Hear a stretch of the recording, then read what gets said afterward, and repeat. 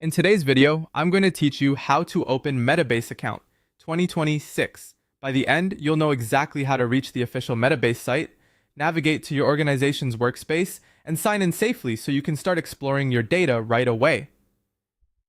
First, open your preferred web browser and go to metabase.com. This is the official Metabase homepage where you'll see information about their open source business intelligence and embedded analytics. We're heading straight to the login flow. So look toward the top of the page for the Login button. Click Login to continue. If anything looks different on your screen, don't worry.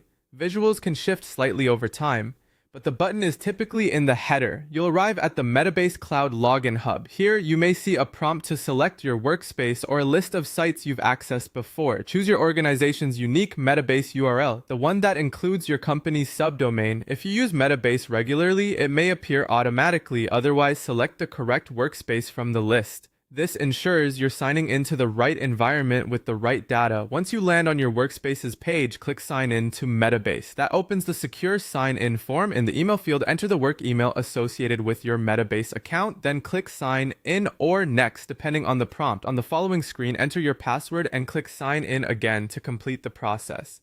If your organization uses single sign-on, you may see an option to continue with your identity provider. In that case, follow your usual company login flow.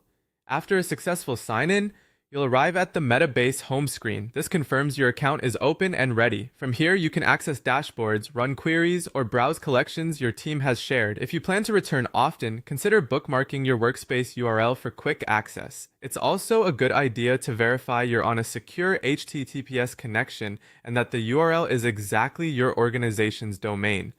A few quick tips before we wrap up. If you don't see your workspace in the list, double check with your team for the correct subdomain.